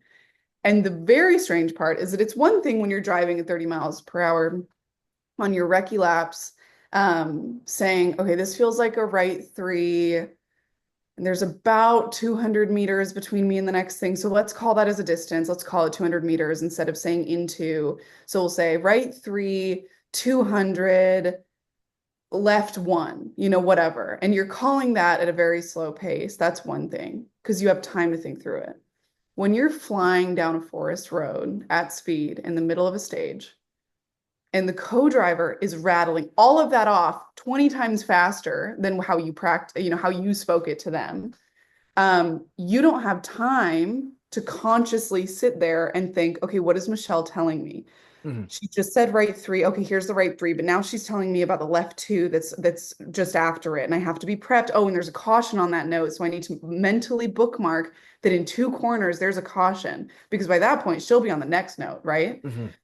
And it's crazy. And the first few stages, or maybe even for the first few events, you have to sit there. And as you're driving the car, you're trying to drive the car and you're consciously having to listen to your co-driver. And I remember on my first stage, it was towards the end of the Olympus rally. This was my first stage where I suddenly clocked that I wasn't consciously listening. She just was speaking and it was entering my brain. I didn't have to sit there thinking, oh, shoot, what was the last note? And I can't tell you how many times on my first few stages I had to ask Michelle to repeat because I'd gotten lost in Yeah. the notes. I was like, okay, I'm in the right two, but what did you say was next? And when it's all happening so fast, it's hard to take that time. So that's a really cool moment when like those words coming in your ear through your helmet suddenly just translate to your movements without That's having to cool. tell your body, okay, don't forget to turn the wheel harder because she said this is a handbrake, Right. she's Absolutely. um How far ahead are they talking to you in reality? Like at the most competitive stage, like full on WRC, how far ahead is the co-driver compared to where you're driving to? Like, what are we talking? Like they're probably three corners, turns? So probably in real time, what would you say that is? What does that translate to? Like 5, 10 seconds ahead? 20? yeah, I mean, yeah, potentially 15, 20 seconds ahead, which is a That is lot in a car. crazy A at lot. that pace. Not Yeah. not just in a car, at pace. Yeah. Wow. It's crazy. Yeah. And I mean, there's a reason that like Finnish drivers have Finnish co-drivers because you can't do it in English. You can't do it in a second language. There's too much going on. For And this sure. is why I say that co-drivers are a little insane Mhm. because they have their heads down. The motion sickness is While crazy. you're flying through the woods, you've got your head down. You're trusting whoever's Yeah. in that driver's seat, which to be fair, co-drivers are and should be and have to be very picky about who they get in the car Of with. course. Of course. But you're trusting hooligan behind the driver, behind the wheel, which I'm Yeah. every day asking Michelle, I'm like, why do you trust me? Like, why do you believe that I won't, do something bad? She's like, Right. oh, it's mostly trust and a little bit of hope. I'm like, all right, fine. But it's fair. I could never trust someone that much. I don't care if I trust you. If you're my top tier, most trusted human on earth, I Right. don't trust you to that level at all.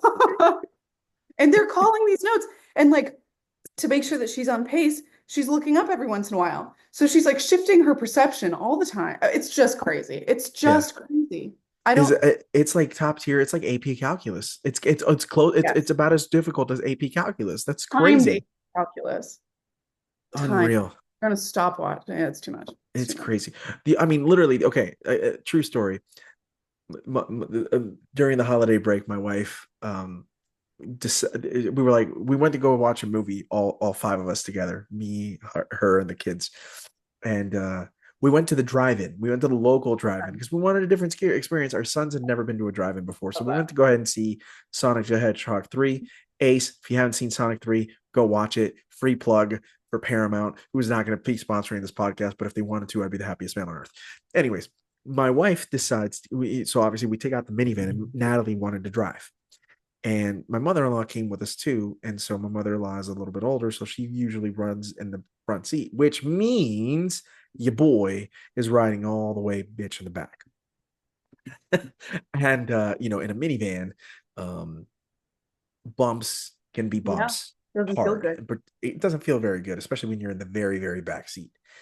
And my wife was asking me to go ahead and order something so we could go ahead and eat it while we were at the drive-in. So I'm having to go ahead and look through my phone as she's driving and whatnot. And within 2 minutes, already heavy motion sickness. Yeah. Heavy. And then I we leave. And then after we leave the movie theater, I look down at my phone because I got a text message. And my wife was just taking the turn. And here I am, like, Oh, I was like, nope, nope. All right, no more looking at the phone. I'm like, I'm done. no. Just drinking my water. I'm fine. It's okay. See, I can handle full on 85 mile an hour, full on hard handbrake turns on a dirt road in the front seat. I cannot handle it in the back No, seat. no. I can't. It's too much. It's crazy. And so for your co-driver to consistently go ahead and be looking up and down and look and up and down and looking at rally notes, like they must have the stomach of an ox. Well, that's part of what makes Rhiannon Gelsomino's story so funny is because when she was like 16, her dad just put her in the co-driver's seat and was like, figure it out. And she got crazy motion sickness. So Right. she just took Dramamine before every event and then trained her body to not get car sick anymore. But I mean, that's why I say that co-drivers are wilder than drivers. Absolutely. Yeah, drivers want to go fast, whatever. Yeah. But co-drivers are a different breed, and literally you can't do it without them. So it's good that Oh, they agreed. exist, but I'll never understand. It's a wild thing and whatnot. But like I don't say this just to go ahead and say this. I do believe that you have to be an incredibly brilliant human being to be able to go ahead and keep the capacity of what it is that you're trying to do, because it takes a different mental capacity than almost anything else on earth. Totally. Totally. Honestly. Co-drivers are brilliant.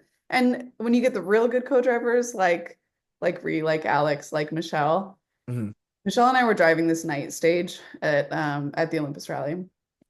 And it was already not ideal because it was dumping rain sideways. Yeah. It was pitch black. It was like 10, 11 p.m. It was late. Yeah, that's late. Um, I had blown a diff at that event too, so I was late coming out to the stage anyway, so it was extra late.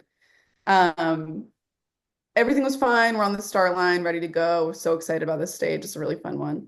And right off the start line, my defrost fails.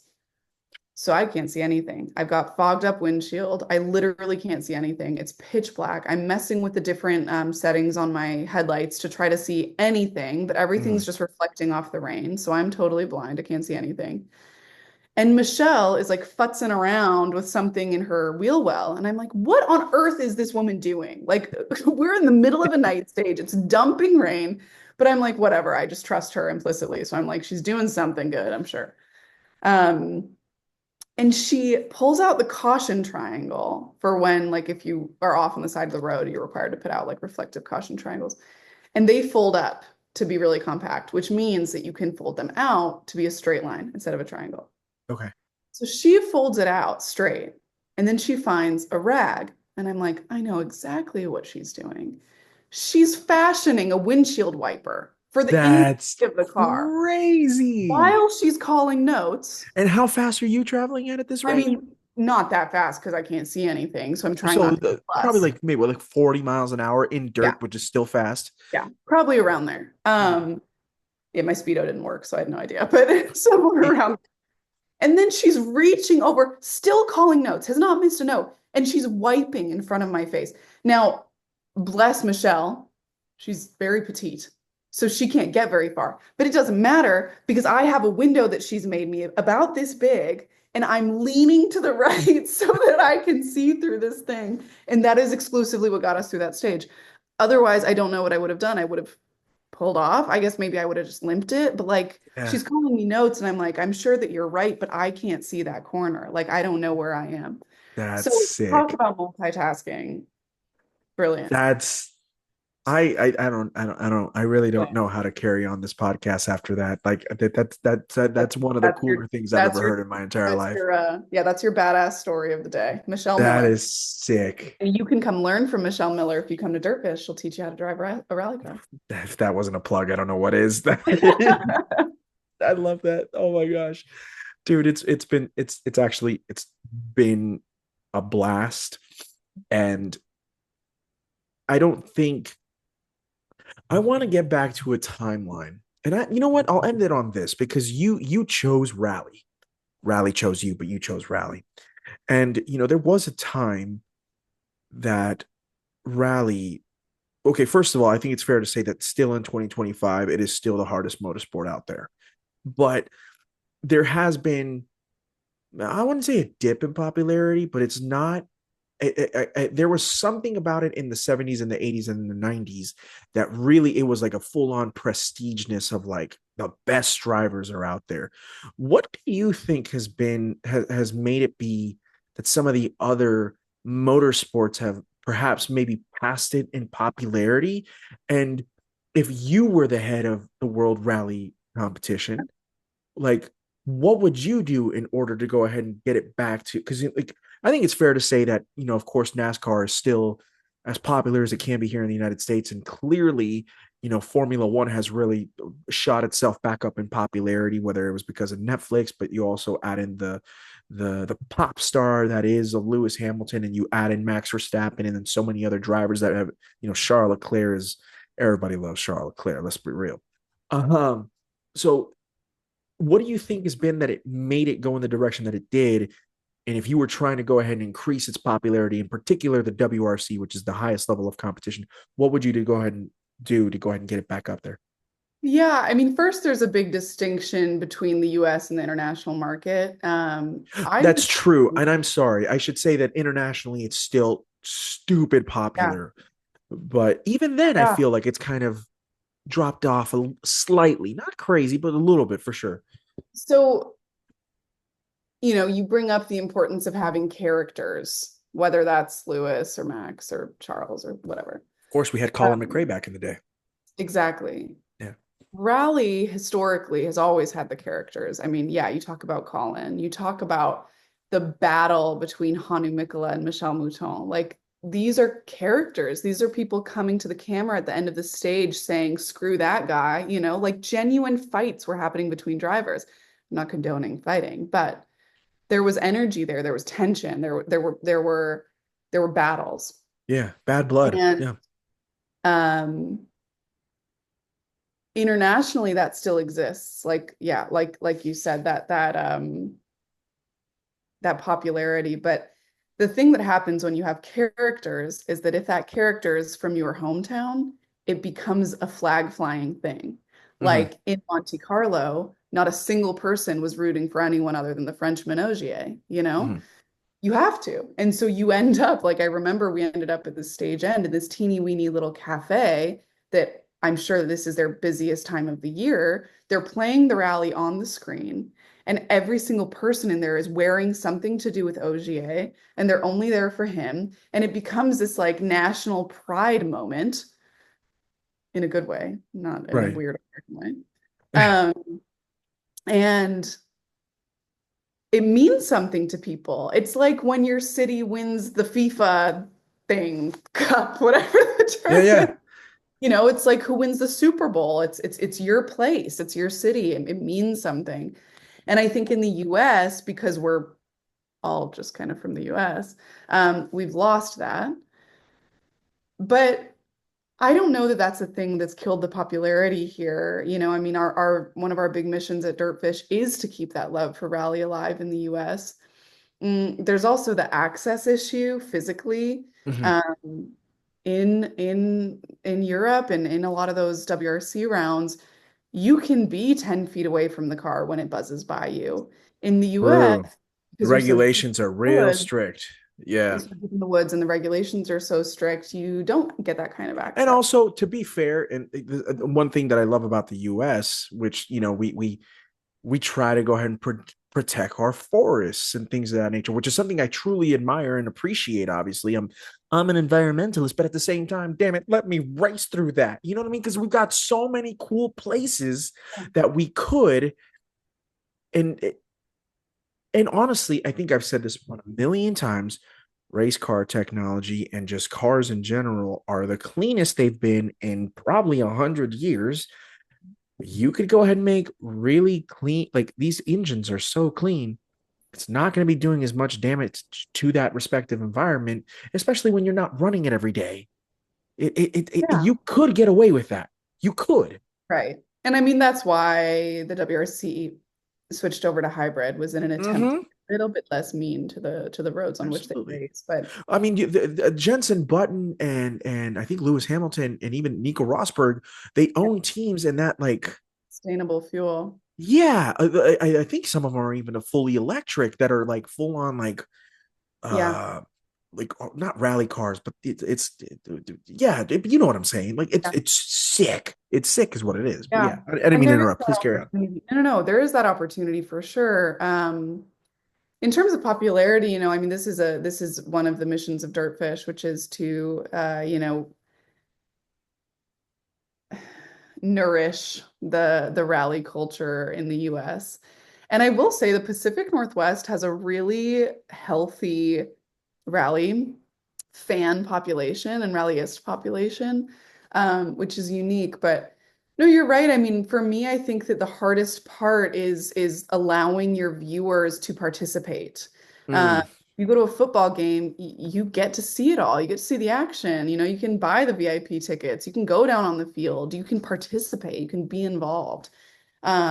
Rally is like you can be involved as a spectator to a certain extent, and it's hard to feed that desire for more. I mean, when you love football, you go to every football game. And then when you go to every football game in your city, then you travel to go to a football game and you get to see it all wherever you are.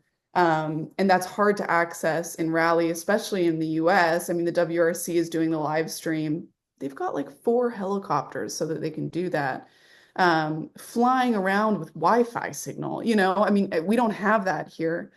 So that's a big part of it. And the WRC does do a good job of streaming. And, one of Dirtfish Media's big roles is that we go to all the WRC rounds to cover those events, to get the yeah, extra stories, to get the color stories. Um, it's a tough one, but, I think that our strategy at Dirtfish Rally School is to feed the desire for rally by giving people a taste of what it's like behind the wheel. I Um, love that. Yeah, that's true. You got to experience it in order for you to really be addicted. Like, I mean, I got out of BRZ when I was done in October, and I was like, I need to do this uh-huh. again. You're hooked. Like, That's it's a it. full It's on. That was a full addicting. on crack hit, Josie. I'll tell you that right now. I was Yeah. like, I understand respectfully what Whitney Houston went through for about Oh two my seconds. You know what God. I'm saying? Like, I get it. I get it. It's a lot. It's the It's truth. And, I'm wondering if we ever got a chance to go ahead and see WRC do something like Formula One did, where they get a chance to go and put it on a major streaming platform and they get a chance to let us, as the viewer and as the appreciator of WRC, fall in love with some of these drivers. Because, I mean, that was the biggest thing of season one of, Drive to Survive. yeah, We all knew Lewis Hamilton because he's obviously bigger than the sport, right? But it allowed us to go ahead and really get to know even more. I mean, you probably already knew Max Verstappen, but it definitely allowed us to get to know Charles Leclerc and totally. George Russell and Lando Norris eventually, and Alex Albon and Carlos Sainz, and, of course, Valtteri Yeah. Bottas. Valtteri Bottas is a G. I know that he's done WRC in the past, so is Kimmy. Yeah. Valtteri is a savage. It allowed us to fall in love with all these drivers. that Yeah. would like to maybe see the WRC get the opportunity to be on a bigger platform, at least for the American side or North American. So the Maybe US side. dirtfish.com could be the home. DirtFish.com put in a full series of like 8 episodes where you focus on different teams.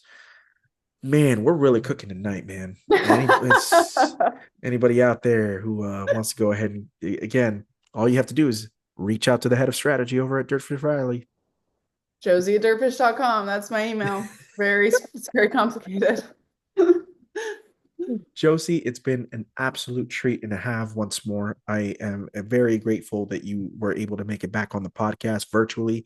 I really truly would like to go ahead and have the opportunity to figure something out to get up to Seattle Oh my and God. spend a couple days up there. So maybe that's something that we can go ahead and try and work on at some point. And because I truly love what you guys are doing, not just for the rally community or for the motorsports community, but just I think for the car enthusiasts as a whole. Like Ford just went ahead and did the Mach-E Rally press launch over at DirtFish last fall. Like, how sick is that? Yeah, You know what I'm saying? that was Like, cool. yeah, They brought in Adrian Formeau, WRC driver. Yeah. fire. That's straight fire, dude. Like, you know what I mean? It's like, and so that's what I mean because it's not just for the motorsport enthusiasts; it's for the car. Track driving will go ahead and make you a better driver on the street. Rally driving goes ahead and times that times two Yeah. because the car control is even more insane than just track driving. And that's not a shot at track driving. I'm just saying you're on a loose surface, Yeah. and sometimes you're in just a two-wheel drive car instead of a four-wheel drive car. If you can go ahead and handle it in that, you can handle it in anything. Exactly. Yeah. And so, anybody, if you are out there for the love of everything that is good and pure in this planet, and you want to learn better car control, go to Dirtfish up in Seattle. Um, Josie, thank you again. I truly appreciate it. It's been an absolute pleasure and a half. The Women in Motorsports Summit. What date is it in May again? May 24th at the LeMay Automotive Museum in Tacoma, Washington. It's May a 20th. great reason to go up for Memorial Day to Washington. I'll tell you that right now. Yeah. Okay. Well, thank you Um, so much for having me. You're the it's best. dude, no worries. I appreciate you and appreciate your friendship. Thank you so much. Go check out Josie. I think it's Josie Rallies on Instagram. Go check that out. Go ahead and follow, of course, Dirtfish at DirtFish Rally, and then the website, everything. Um, if you're a sponsor that wants to go ahead and be involved in the Women in Motorsports Summit, again, reach out to Dirtfish. They got you. And if you are a person who is out there who is at all interested in going ahead and attending this, do it. Do it. And I'm sure that it's a banger. It's an absolute banger. So thank you, dude. I really appreciate it. Um, One last question. What's the goal? What's the goal that you have for 2025 other than, being quicker than the doctors in the sense of saying, "Hey, I'm ready." But legit, what's the biggest legit goal other than that? Professional goal is to get more women into race cars. Okay, Personal goal, yeah, kick ass. Just that's pretty general. normal. That's pretty normal. It's what you eat for breakfast.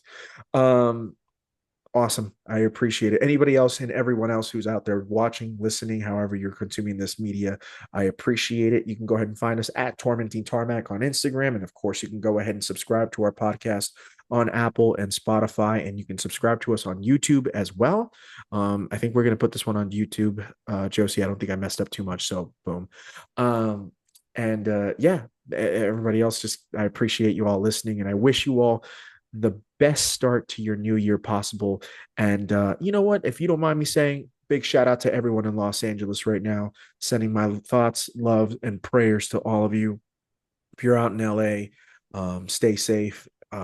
Get your animals out of there. I swear to God, get your animals out of there, as well as obviously every single bit of your family members. And there's a ton I've seen on social media. I'm sure, Josie, you've seen the same thing. There's a ton of people out there who are offering free storage or free parking if you need to evacuate. So go ahead. It's all over Instagram. So take advantage and be safe out there, everybody.